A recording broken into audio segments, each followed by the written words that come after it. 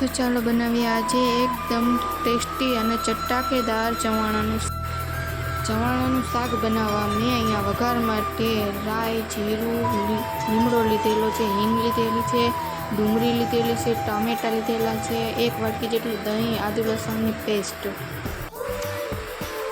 ને 1 ચવાણાનું પેકેટ લીધેલું છે। તો ચાલો બનાવીએ ચવાણાનું શાક।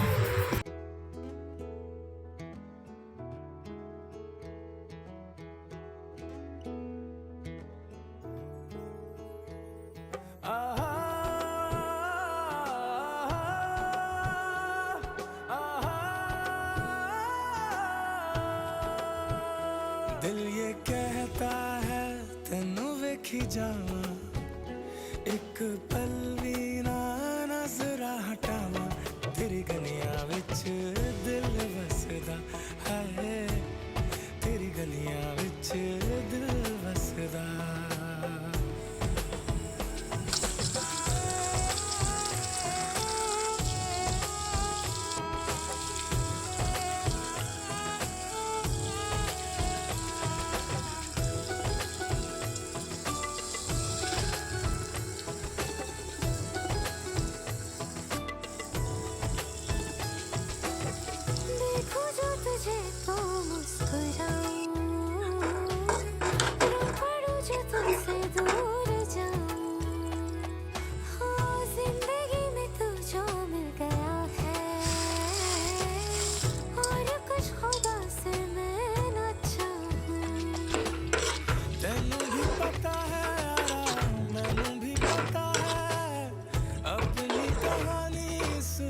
जग से जुदा है जान भी अपनी।